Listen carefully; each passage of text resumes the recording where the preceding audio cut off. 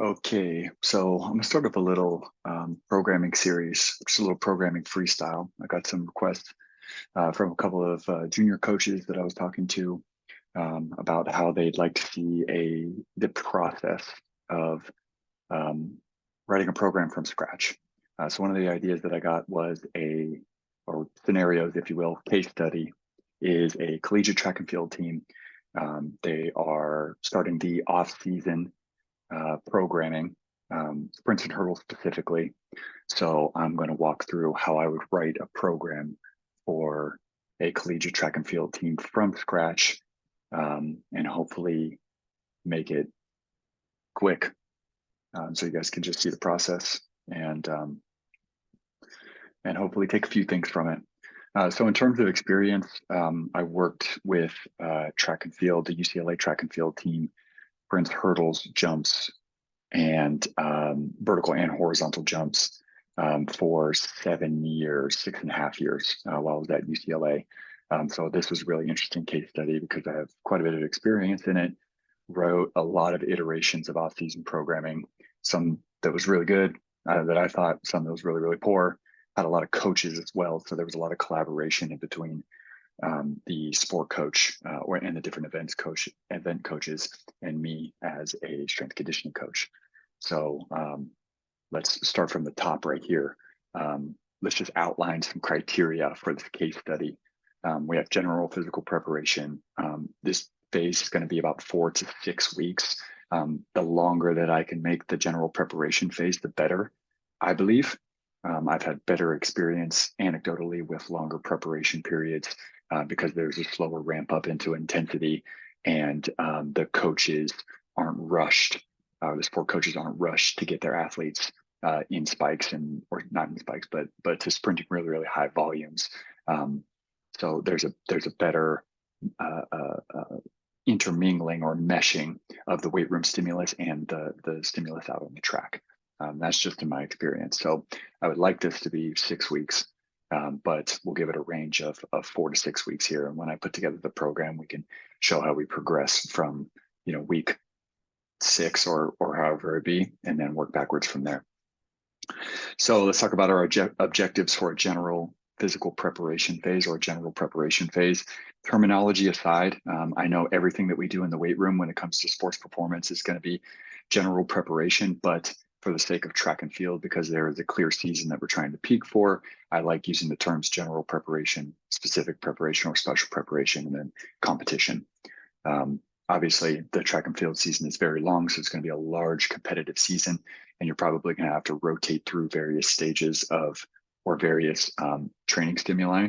But the general physical preparation stage or phase is really, really important because you only get one of them in the fall or in the early winter. So probably one of the most important aspects of the program here. So objectives: want to prepare the athlete's body for high intensity training in the specific or the special preparatory phase. So the idea for general prep is just to prepare you for the next phase. And that's a very important consideration, is we're not trying to elicit any type of major adaptations. We are trying to elicit major adaptations, but we're not trying to get athletes at peak performance right away. The things that we do in here are to set us up for more intense training later on in the program. And that's the idea, is how can we get our athletes safely to the most intense training? And we're gonna start that in the GPP. We want to introduce fundamental lifting patterns. For me, those were always snatch and clean variations, squatting, of course, and various pulls, and then barbell upper body lifts like bench press, chins. We threw in things like reverse hypers when we had the equipment, and then various jumps and plyometrics that we did in the weight room. But we want to introduce variation or remedial iterations of those exercises, or technical iterations of those exercises very, very early in the program, so that we can get to the full form of the exercise, or the most intense form of the exercise, later on in the specific and competition phases. We're going to emphasize diversity in movement patterns and in lift. So this is where we're going to have a wider range of variability in the types of movements that we do. And this is where we're going to employ techniques like bodybuilding, that we're going to have a larger number of exercises per lift, a larger number of a higher number of sets, higher overall volume per lift, and hopefully there's going to be a large diversity in movement patterns, so that we can emphasize some balance, and so that we could expose the athletes to um, different movements and different variations of these movements, so that they're more robust later on in the program, when we are just giving it to them straight, basic, and intense. We want to teach full range of motion lifting, absolutely critical in the GPP phase, and we want to have high technical standards. I know this probably doesn't bear repeating, or for any collegiate strength and conditioning coach, these are probably a must with any athlete or at any time of the year in which you're working, but especially with track and field, this is really important to establish in the GPP phase, in the general preparation phase, because anybody who's coached track and field knows that technical standards go out the window really quick when you are coaching 30, 40 athletes in one session and you're doing highly technical lifts like, cleans, snatches, box squatting, and et cetera, et cetera. So it's very important to establish these technical standards now, because they'll have a residual effect later on in the program when you are applying more intense methods and athletes have good technical standards. They're able to access full range of motion on those lifts. And basically what I'm saying is, in layman's terms, you don't want to get into a habit of doing half-assed and half range of motion exercises at the very beginning of your program, because it builds poor habits. It builds an incomplete athlete from a preparation standpoint and from a tissue standpoint. And, like I said, track and field athletes in the weight room are kind of squirrely. So any shortcuts that they can take in terms of movement standards and in terms of, getting around the difficult execution of a specific exercise, they're going to do it. That's just my experience. And then we want to essentially pair the resistance training sessions with the track work. And I call this sequencing, but we want to ensure that the things that we do in the weight room are complementing what we're doing on the track. So it's likely that if you're a collegiate strength conditioning coach working with track and field, you need to meet with your sport coach and establish what their lifting schedule, what their training schedule on the track looks like, and how you can pair it up with your lifting schedule, because that's going to dictate what you guys do. So ideally, in a perfect world, I would always try and influence the track and field coaches and be like, okay, look, if you guys have a training model that kind of fits into this model, which is, we're going to have an acceleration focus day, we're going to have a speed focus day, and then we're going to have a speed endurance or tempo focus day. And we're talking about sprints and hurdles here in particular. So they kind of, in the general preparation phase, they fall, most of the time they fall under that umbrella. They all fall underneath that umbrella. And then I'm going to take my lifting days and I'm going to pair them with those acceleration, speed, and speed endurance days, so we can complement the energy systems and the intensity of the work that they're doing on the track with the stuff that we're doing in the weight room. I'll show you how I do that in a moment here. So some features of the general preparation phase, like I said, 4 to 6 weeks. I'll program 4 weeks today just so you can see what it looks like. There's going to be 3 resistance training sessions, and they're each going to have an emphasis. The first one the emphasis is going to be relative strength development. The second session is going to be power development. And then the third session is going to be a bodybuilding or glycolytic restoration emphasis. Now, I also like to program just to build buy-in and to emphasize recovery. I like to offer the track and field coaches an optional calisthenic and med ball circuit that they can complete on their own on the track. So days when they had tempo running or light shakeout focus days, or technical days, they might have just they were working on the technical aspects of sprinting, but maybe they stayed in runners, didn't do any spike work. Then I would offer this calisthenic and med ball circuit, which would help facilitate some recovery and some restoration without placing a significant load on the body. All right, and then a couple of pertinent questions if you're a strength coach dealing with a scenario like this, any type of scenario where you're working with sport coaches and you have a lot of different events or a lot of different moving parts when it comes to working with a large team, is how many athletes am I working with? Because this is going to influence significantly your exercise selection. Who is programming ballistics and plyometrics? This is a must-have question when it comes to track and field. But this needs to be asked. Are the track and field athletes or the track athletes, the sprinters, hurdlers, going to be doing plyometrics with the sport coach on the track, or am I, the strength conditioning coach, responsible for programming those and programming those complementary to the track work and the lifting that we're going to be doing in the weight room?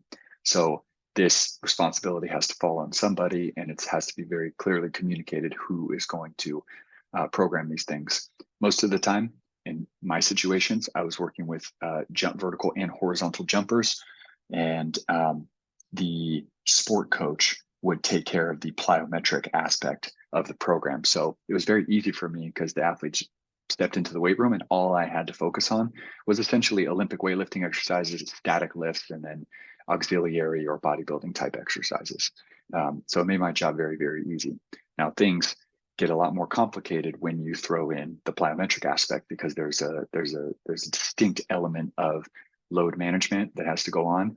And then of course, you always have to ask yourself, is the plyometrics that I'm programming, are they transferable to the type of activities that they're doing on the track? So that needs to be delineated. The responsibility needs to be delineated. All right, we're back. I think Wi-Fi went out there for a second, so apologize for that. Let's get back to the screen share.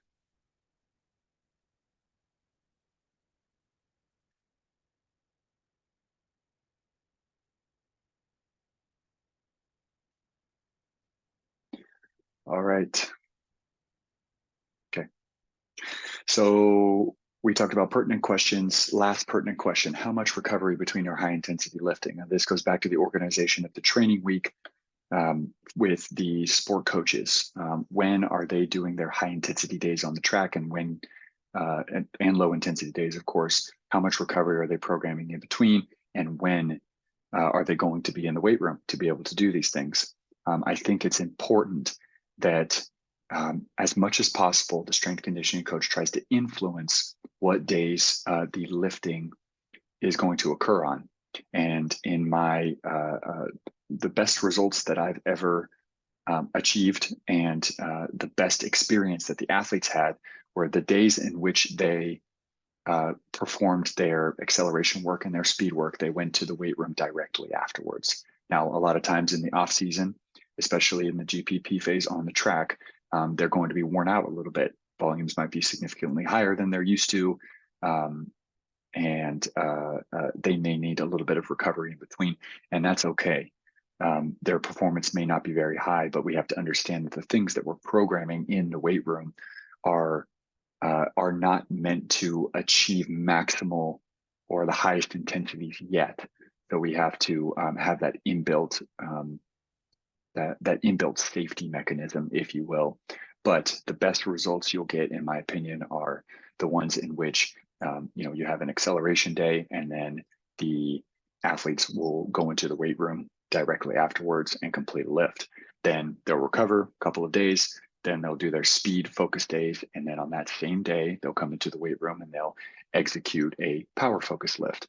And then, at the end of the week, they'll typically have a speed endurance or tempo focus session, maybe hill sprints. And on that day, they will come into the weight room either directly afterwards or a day afterwards and complete their glycolytic restoration type lift or their bodybuilding lift. Okay. So as I explained before, we have three types of lifts. We have a we have a relative strength development lift. This is the lift that's typically this is the lift I typically recommend being paired or sequenced with the acceleration lift on the track. The reason being is that the exercises that you're performing on this day are heavier on the static lift side. And I typically like to program cleans or clean variations on this day. So the absolute loads that you're going to be using are going to be more akin to rate of force development with cleans, because the absolute loads are going to be a little bit higher. So on this day, you might be doing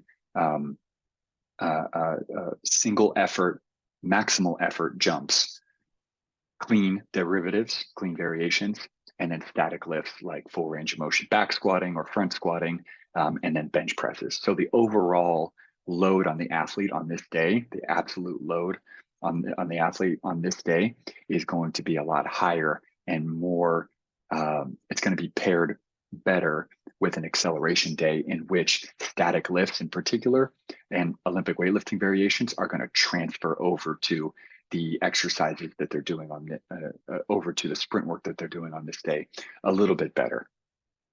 So, we understand that in terms of transferability, the stuff that we do in the weight room has little transferability over to the actual expression of sprinting.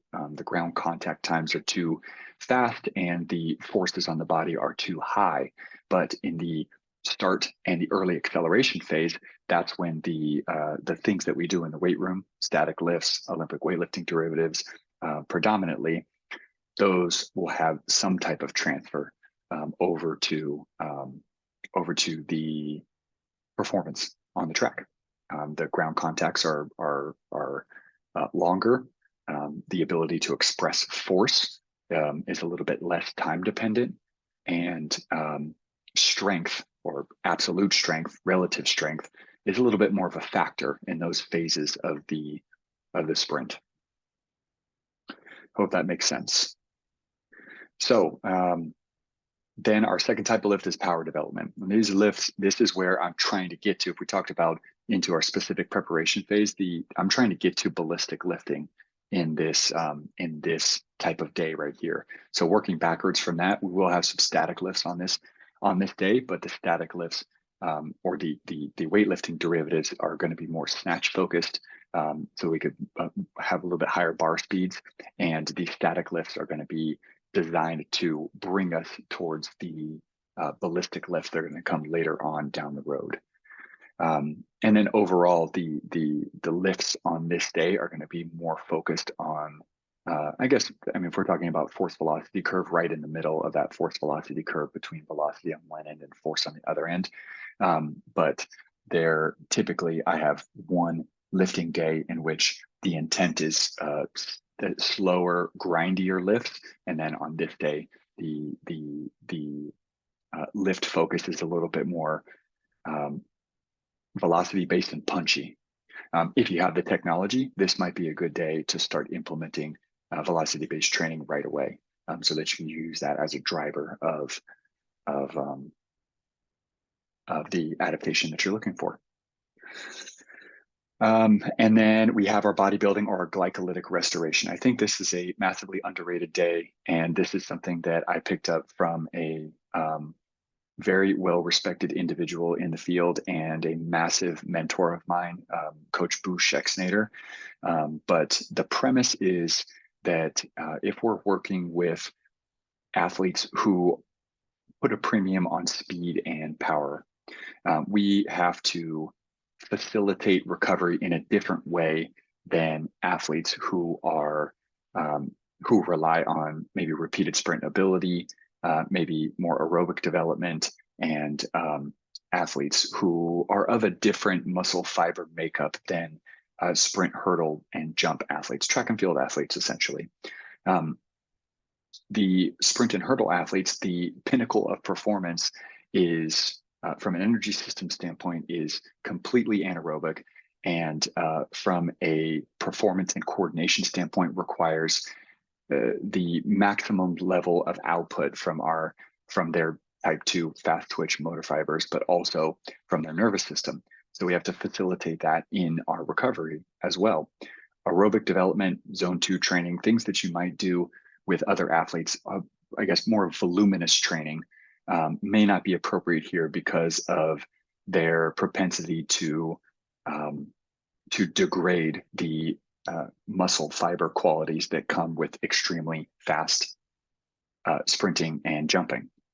So what is proposed is a glycolytic restoration session in which bodybuilding exercises are used in a circuit fashion in order to elicit moderate amounts of lactate in the athlete, in the body, which will help facilitate recovery because of the release of growth hormone that comes with moderate amounts of lactate buildup, but also this type of training will help restore performance of the type 2 muscle fibers quicker, and it'll also prevent the degradation of those fibers with voluminous training. So the glycolytic restoration is something that may be the ace up your sleeve in terms of ensuring that the athletes get the appropriate fitness level in the off season. So we have those 3 types of sessions right here. And as you can see, I'm working with True Coach right here, and I am putting together a little skeleton of what these 3 days might look like. And I just plug some things in right away, just so you can see what these look like. So in our day 1 right here, I'm just going to assume in this specific case scenario, because I'm pulling shit out of thin air, is that our day 1, our early day during the week, is going to be our acceleration focus day. Our first sprint day of the week in the early off season is going to be an acceleration focus day. Now, this might be Monday or it might be Tuesday, but for the most part, when they get into training during the week, they might have a day to ramp up into higher intensity training, or they might get after it right from the get-go on Monday. But that day 1 strength development day, or that day 1 sprint day, is going to be acceleration focused. That therefore the weight room day is going to be relative strength development. As you can see, we have a couple of features of the program. In terms of warm-up, there's 3 things that I like to put in my warm-up for track and field athletes. Track and field athletes, when we talk about diversity of movement, I think of hurdle mobility. So I'm going to place hurdle mobility in their warm-up for for essentially all 3 of their days. So hurdle mobility will be first, and then because we're going to be doing Olympic weightlifting derivatives on this day, particularly cleans, we're going to do a clean complex, and then we're going to perform some practice jumps. So in my situation when I was at UCLA, this day we always did jump mat stuff. So we'd always test at the beginning of the year, we'd always test hands on hips counter movement jump so that we can get an idea of what their performance was on a given basis. It wasn't great data because they were always coming from the track. So there was an element of either potentiation or fatigue that came from coming straight from the track to the weight room. But it was good to have an assessment of jump performance throughout the course of the year. So jump mat stuff was always on day 1 on their acceleration day. And it was an excellent element of competition. Pull out 4 jump mats and have all the athletes jump on them, have interns record scores, and athletes would have a good sense of competition to ramp themselves up into the heavier lifting that came later on in the program, in the session. So 3 things in the warm-up: hurdle mobility, clean complex, and practice jumps. So this clean complex, we're working on different positions that we would like to see out of good cleans. So in terms of the clean complex, there's a couple of things I'm always putting in there. I'm always working on pulls. I'm always working on getting to the high hit position, or what we call the power position. And then we're always working on the catch. So for this might look like a hanging clean pull, plus a high hang clean, plus a front squat.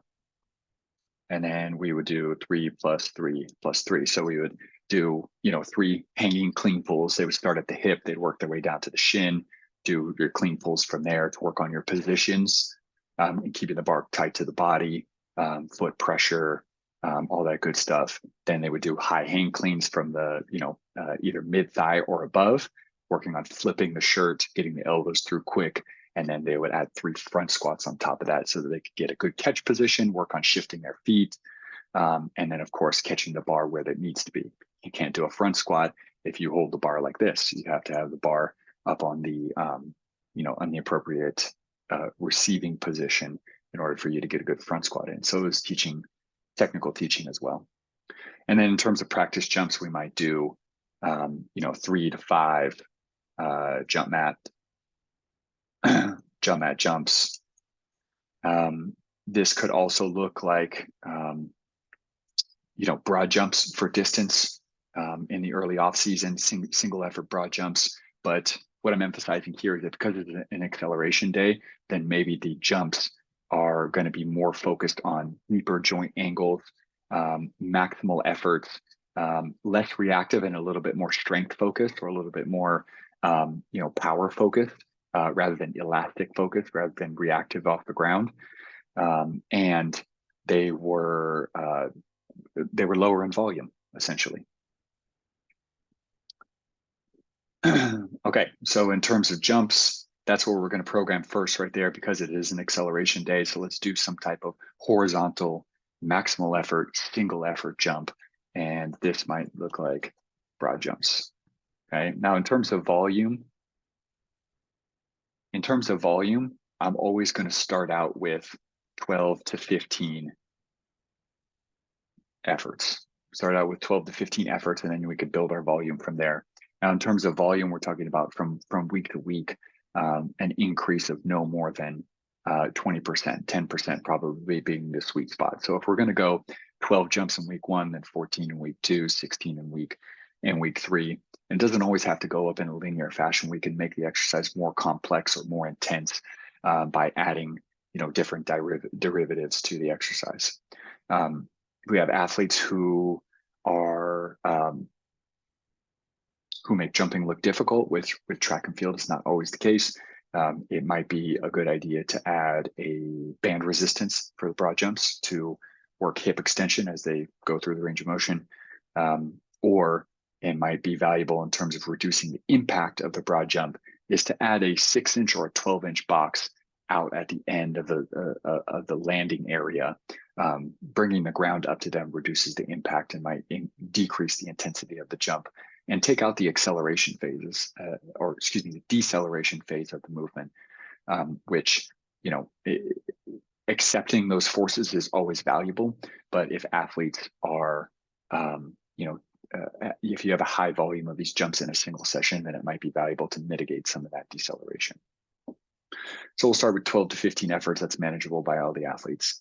Now, weightlifting derivatives on this day, we're going to have cleans. So what I like to always start with now, in terms of guidelines for relative strength development here, I'm putting cleans on this day because I want the absolute load to be higher on this day in comparison to the power day later on in the week. So because the absolute loads on cleans are going to be higher than snatches, I'm going to put that in here.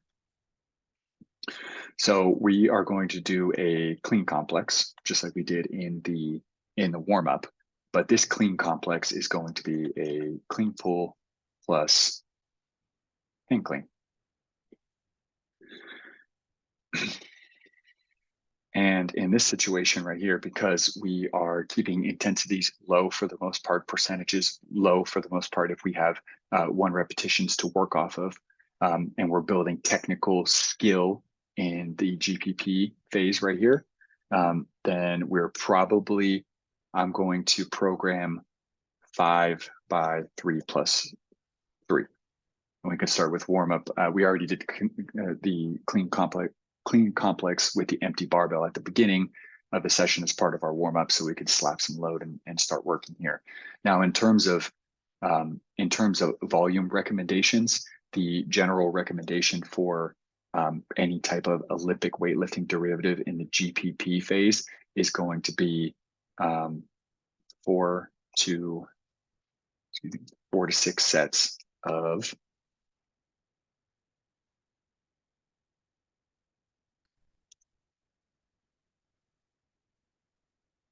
3 to 6 reps. So we can use that as our general prescription here. And you could probably even go on the lower end of this, go 4 to 6 sets of 3 to 5 reps. So in a situation like this, I will probably start out at 4 to 5 sets of 3 and then build up the volume to 6 sets of 3 plus 3. And that's probably the highest that I'm going to go in terms of volume before I start to keep the volume the same, keep the volume constant, and start to ramp up the intensity a little bit more. So we could start with 5 sets of 3 in this situation, 5 sets of 3 plus 3 in this situation. And then eventually these cleans will turn into either power cleans or hang cleans, and we can just do straight sets all the way across here. Now, intensity, let's talk intensity. At the beginning stages, we're going to start with 60 to 70% of your clean 1 rep max in these situations. Moving on to static lifts right here. We're talking about absolute load. So on this day, the ultimate exercise in terms of absolute load is either going to be our deadlift or barbell deadlift or our back squat. So in this situation, I'm going to program a back squat. Now, because this is a preparatory phase right here, it might be valuable to sub in front squats because from a technical standpoint, they're going to help drive success in the clean. We learn how to front squat well, then their clean catch position becomes cemented, and those clean positions become more comfortable for the athlete. Track and field athletes, it's tough when you have 30 to 40 of them in a single session. Even 20 of them, it's hard to teach. It's hard to teach solid catch positions in the clean, which in my experience, I prefer the snatch because it's much easier to teach. Getting the bar overhead is a lot quicker and easier catch position for them to navigate than the heavy barbell on the collarbone type situation. Okay, so now when it comes to static lifts, remember the ultimate goal of the the ultimate goal of the general preparatory phase is to prepare the body for higher intensities down the road. Okay, so what I like to use here is this little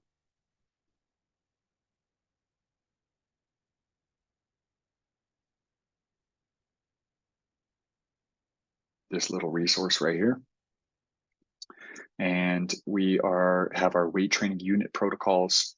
We're not here yet. Basic power development, rate of force development, and rate of force development preparation. We're on static lifting protocols, sorry. So we're going to go down to, we have our absolute strength development. We're not there yet. That's going to be our specific preparatory phase because that's calling for us to use intensities of 80 to 100% of our 1 repetition maximum, or athlete's 1 repetition maximum. And that's just not achievable or safe in the general preparation phase. We're just not there yet. So in order for us to get there, we have to use our absolute strength preparation. So here's our guidelines: 5 to 8 repetitions done 60 to 80% of our 1 repetition maximum, okay? With total sets ranging from 3 to 6, okay? 1 to 2 different exercises. Recoveries between sets should be sufficient to ensure the highest quality of work, okay? So we have 5 to 8 repetitions, 3 to 6 sets, okay? Me personally, I've had the best experience when I've done no more than 5 to 6 repetitions per set with track and field athletes. So in this situation right here, we're always going to start out with 4 sets of 5. Okay, that's usually where I start. Now, remember, like I said, these starting points right here are completely arbitrary. These are just what my preferences are. If you have a better rationale for how to, how to start your programming from week 1 and progress, please, by all means, throw it in there. But this is just what I use. Okay? And then, like I said, 60 to 80% 1 rep max guidelines. And then if we want to throw an RPE, or if we want to throw a descriptor on it, I always start with moderate to moderately heavy, or an RPE 5 to 6. Okay, now static lift number 2, you probably guessed it. This is going to be our upper body static lift. Upper body training for track and field athletes is also incredibly important. Remember, the upper body in sprinting is essentially the rudder of the body. So if you have powerful arm swings, you're able to counteract the rotations that are radiating out from the torso and the pelvis. So strong arm action is incredibly important for good sprinting technique. So upper body training is thus very important as well. So particularly also, I mean, from an endocrine standpoint as well, it's a safe bet to be able to bench press your athletes or perform chin-ups with your athletes, because not only do you get upper body development and more powerful arm swings theoretically, but you also get the endocrine benefit that comes from heavy upper body training combined with lower body training without the wear and tear that comes with heavy static lifting for the lower body, like back squatting. So for this one, I'm actually going to switch this over to front squat just because you will like that. And then we can rest the back squat later. So my static lift here is going to be my bench press. Simple as can be. Damn, can I get a regular barbell bench press? Sometimes true coaches. All right, whatever. All right, and I'm using the exact same prescription over to here. Okay, so now you see from a flow standpoint right here, we have our warm up, which all three of these exercises can be performed together in a triple set, essentially, in order for you to organize each of those each of the exercises and athletes and where they're going to be placed within the weight room. The broad jumps and the clean complex probably shouldn't be paired together. Athletes should probably, in my experience, I've had, a broad jump area, and I would pair them with the warm-up sets of a clean complex or a clean derivative. So that as they were warming up, they could go finish their jump. So be like, all right, you're going to do 2 warm-up sets of this clean complex before you actually get into it. And in between each one of those, you're going to walk over to the jumping area and you're going to get your broad jumps in from there. So don't go back to the clean until you get a certain amount of jumps and fulfill that criteria before you start to actually load the cleans for your working sets. Okay. And then armor building. So let's discuss armor building. You probably have noticed that on my day 1 and my day 2, I have armor building. Armor building is just a term that I came up with for exercises that are designed to bring up specific weak points in athletes when they compete in their sport. As a really poorly articulated way of filling in the gaps, essentially. So, an example of this might be if I have a soccer athlete and they have a history of hip or groin issues, then a armor building exercise for that specific athlete or that group of athletes might be a active Copenhagen plank, something like that.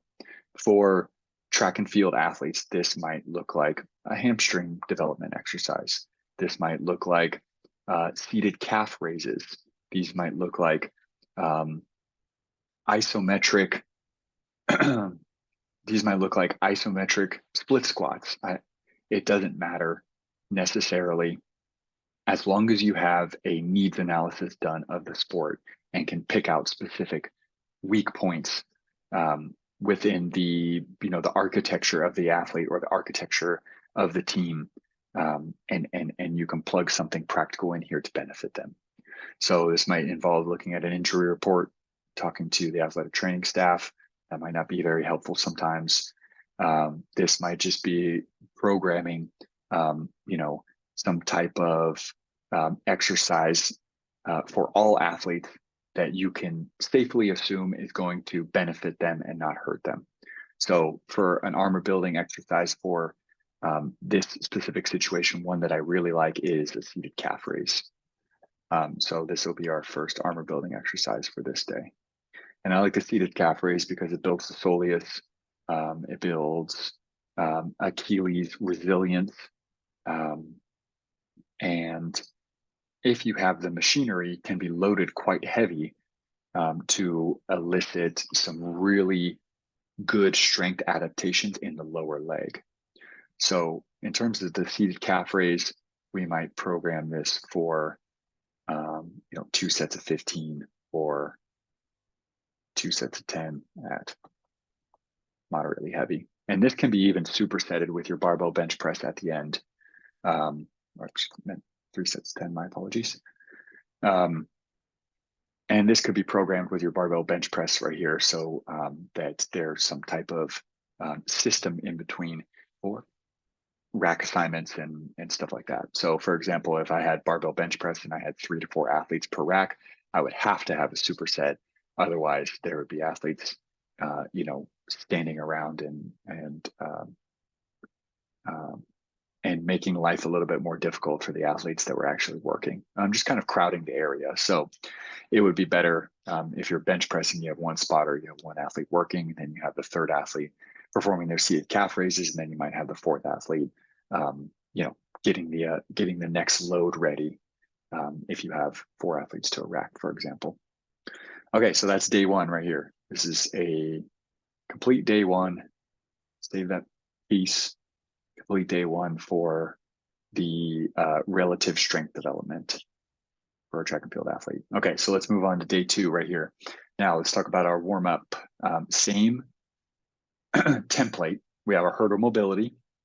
Now in terms of hurdle mobility, this might look like 3 minutes, 5 minutes. It might look like, choose 3 drills and perform each one for a minute. It might look like you just have, the hurdles out on the track and they go through each exercise one time, whatever it might look like. I've even done in the weight room, we set the barbells up across the J hooks as hurdles, and they would just go up and over them. And we would do 20 reps of that. And that was our hurdle mobility, quote unquote, hurdle mobility, makeshift hurdle mobility for the day. Okay, so we have hurdle mobility, we have our snatch complex, which in this situation, we want to work the, what fundamentals do we want to work here? We want to work the pull, as always. We want to work the power position, as in the clean, and we want to work the catch or the overhead position. Okay, so a snatch complex might look like a snatch pull or a halting snatch pull. Halting snatch pull being a pause at various positions on the leg, maybe a mid-shin halt. So we'll do a snatch pull plus a muscle snatch, okay, to work the bar path. And what I mean by power position here, I'll probably switch this over to bar path. It's really important with the snatch to have the appropriate bar path. So bar path. So working the appropriate bar path is important with the technical drills that you prescribe.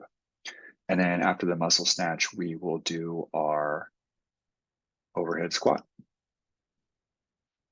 Okay. And then we'll program these for 3 plus 3 plus 3.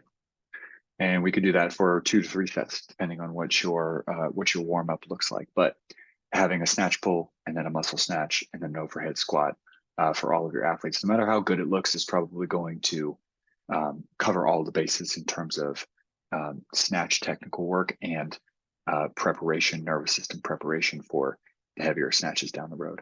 Right. And now keep in mind too that if you have remedial athletes that have never cleaned or snatched before, they're probably going to do all this stuff with a dowel rod or a training barbell or an empty barbell, and that's totally fine. You might have to, you as a coach, logistically, you might have to take all of the athletes who've never touched these exercises before, and then have your interns take over with the upperclassmen, the sophomores, juniors, and seniors who are familiar with all these exercises and all these movements. And watch those individuals while you coach people from the ground up. Okay, that's up to your logistics. And then in terms of practice jumps right here, these on this day, because it's power development, I'm looking at a little bit more elastic and like true plyometric focused jumps. So we have all 3 phases of all 3 plyometric phases here. And we're going to practice those in the jump. or excuse me, we're going to practice those in the lift. Now, ballistics and plyometrics, I'm going to switch this over to a circuit. That way we can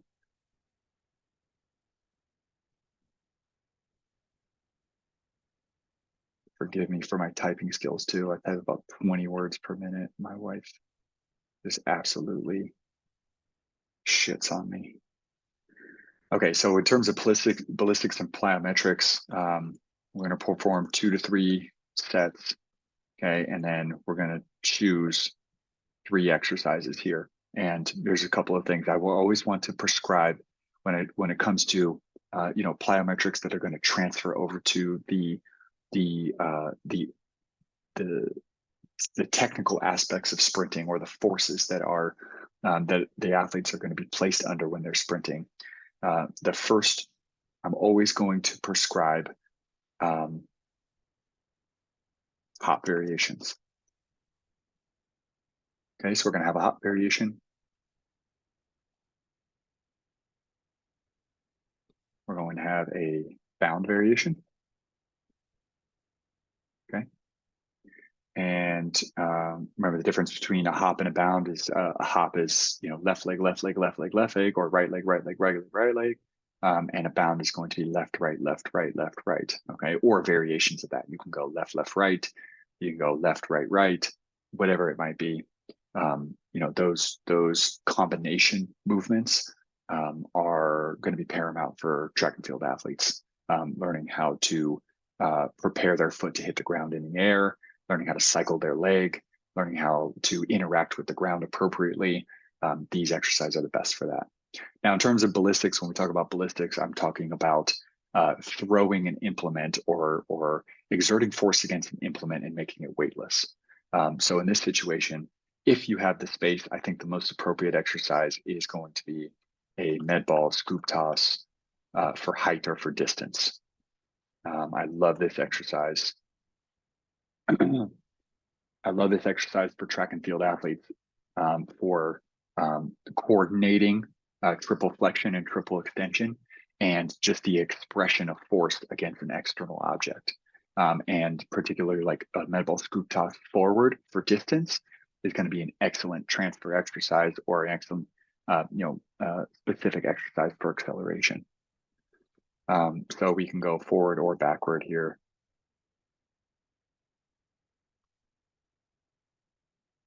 And we'll do 10 total. So we'll do 10 total throws. And this is kind of like the broad jump that we talked about earlier when we talked about total efforts.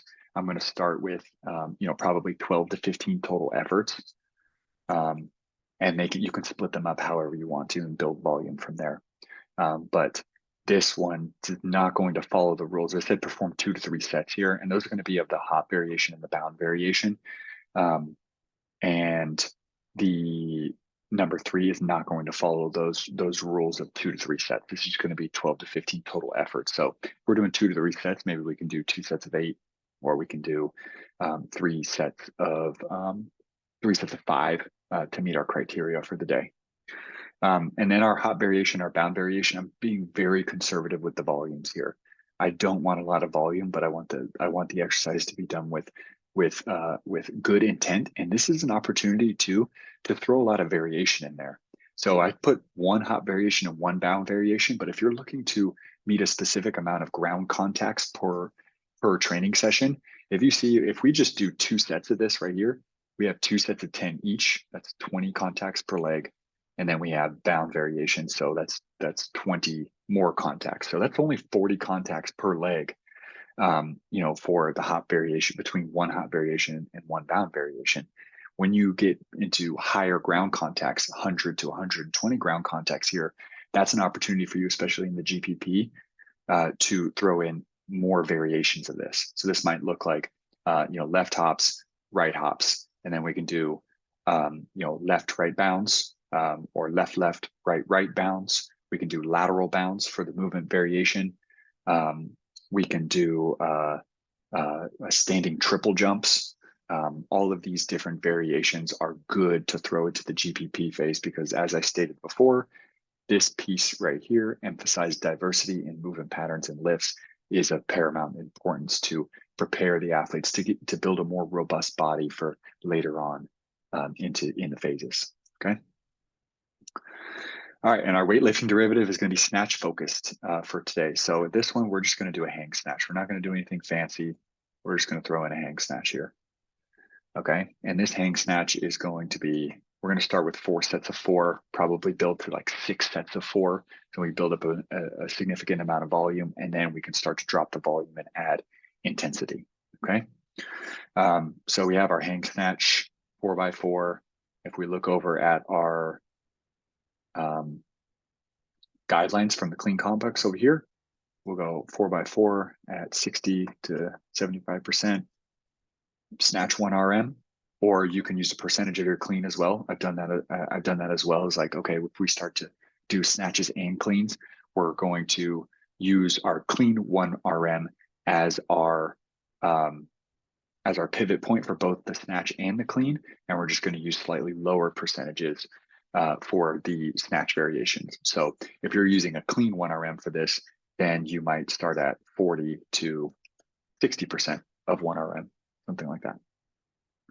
But for now, let's say you have snatch 1 RMs for everybody, or at least extrapolated 1 RMs for everybody, and we can use 60 to 75%.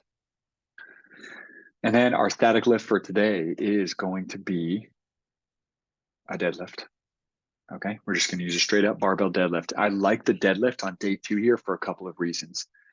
Number 1 is it's a concentric only movement. And number 2, it is more conducive to high bar speeds, if that makes sense. Because you can rip a bar off of the ground, and technically it's a lot easier to do so than with a barbell back squat or a front squat, in which moving the bar requires you to accept the force on the eccentric phase, do some type of isometric halt, and then drive the force or drive through the concentric phase during the squat. The deadlift is grip it and rip it, right? So they're also, in my opinion, hinges are much easier to teach than full range of motion squatting. So with deadlift right here, with squatting, for example, you might have to take someone through the full progression, like goblet squat, up to front squat, up to back squat, if they're have no experience in the weight room whatsoever.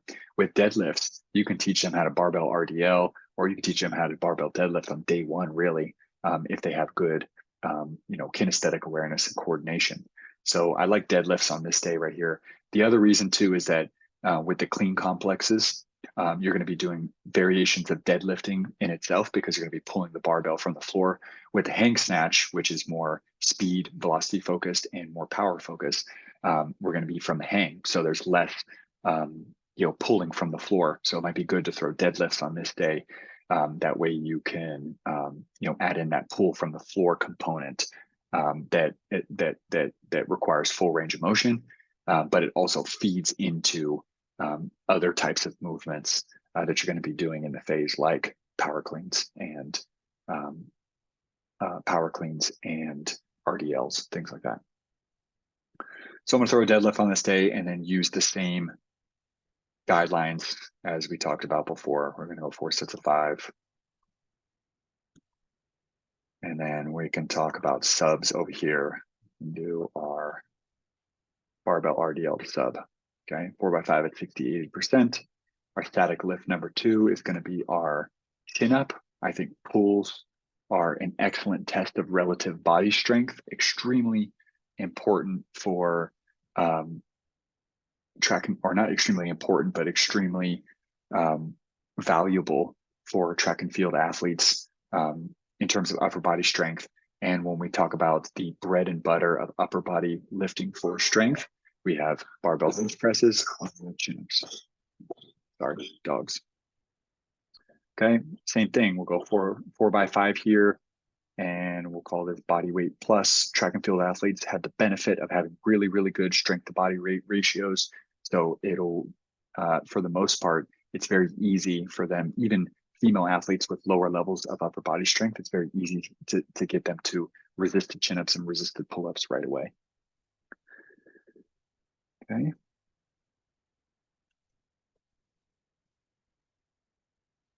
Okay, progress that to resisted pull-up and chin-up. All right. And notice that I'm just putting these notes in here so you understand where we're going next. Okay.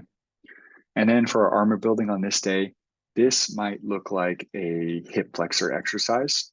So this is one of the areas that often gets neglected in training for track and field, is like targeted hip exercises, particularly full range of motion hip flexor exercises. When most coaches, when they think of okay, armor building or strength development um, for sprint athletes, they think about hamstrings, right? Oh, we have to make the hamstrings more resilient. But we have to remember too that the forces that are being demanded of the hamstrings during sprinting are greater than any forces that they're going to experience or be able to experience in the weight room. So your pretty little single leg RDLs that you're programming for injury prevention or injury reduction strategies for track and field athletes, I just don't think that valuable. I think sprinting is the ultimate in terms of hamstring inoculation from injury, if you will. But I think that we could do a better job of focusing on often neglected muscle groups like the psoas and other hip flexors, and like we did in day one, the soleus and calf muscles, that group. So in this one, I'm going to put a supine hip flexor. And the reason why is because I'm going to use an iteration of this program for track and field athletes, some pro track and field athletes that I have starting their training in early November. And this is one of the exercises that I like to program for them, is a supine hip flexor exercise in the GPP phase. So same guidelines. Let's go 3 sets of 10 on each side here. And this is the beautiful thing about True Coach, right? Is that copy and paste is outstanding. Okay, so we have our day one and our day two, and those are pretty complete days. You might look at them and you'd be like, "Oh man, there's only 5 exercises on those days." But remember, the goal is not how many exercises can we throw in, but do they have sufficient variety of movement or variability of movement and movements and exercises in the program? Is there sufficient intensity? Is there a sufficient amount of volume, but not too much volume? And are the exercises progressible into the special preparation phase, right? Or where are we going to progress them? So now we have our glycolytic restoration. So this day, the track and field coaches that I worked with, they loved to throw hill sprints in at the end of the week for their GPP phase. So they would do their acceleration day on Monday, and then they would take 2 days of recovery. And then on Thursday, they would do their speed day. Or Wednesday, they would do their speed day, and then I would lift them on Thursday.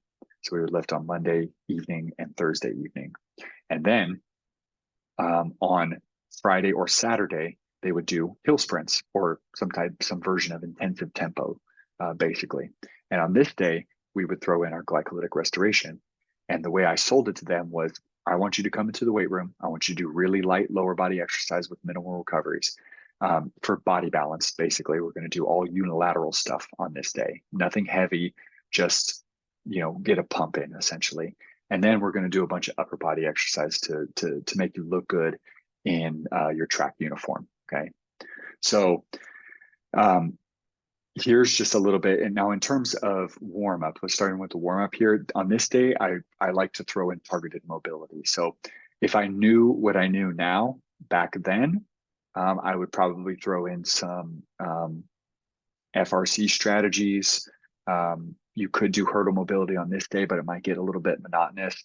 So this might be a good day for just some targeted mobility that will be valuable for the whole entire group, working on hip flexion, working on hip extension, working on the separating of your hips, working on hamstring mobility, et cetera, et cetera.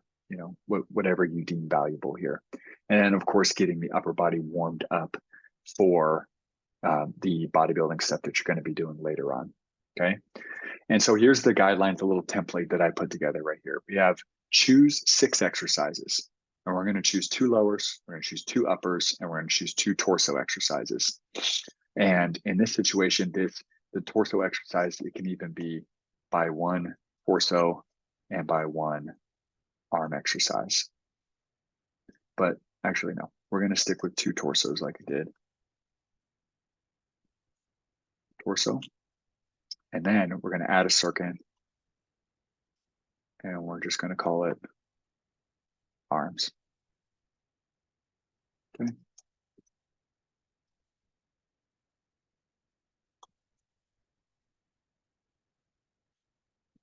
Okay, and here's our template. So 2 lowers, 2 uppers, and 2 torsos. You're going to perform 4 sets of 10 of each exercise at a moderate to moderately heavy loads. And I'm going to take out moderately heavy for the time being because we're in week 1 here.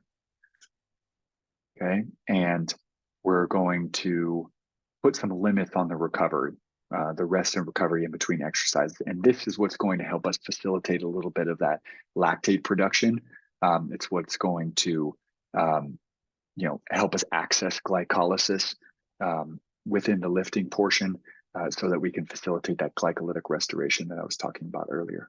Okay, so our limit are going to be 1, 2.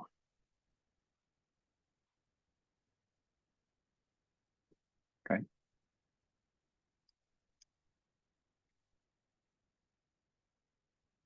Okay, so we're going to rest no more than 90 seconds in between, in between each exercise right here.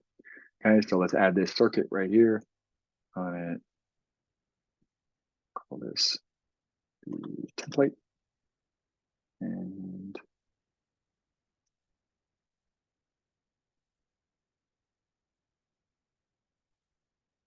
form 4 by 10 of each. Okay, our number 1 is going to be, let's just call it a reverse lunge. Okay. Number 2 is going to be a back extension, one of my favorite exercises for track and field athletes.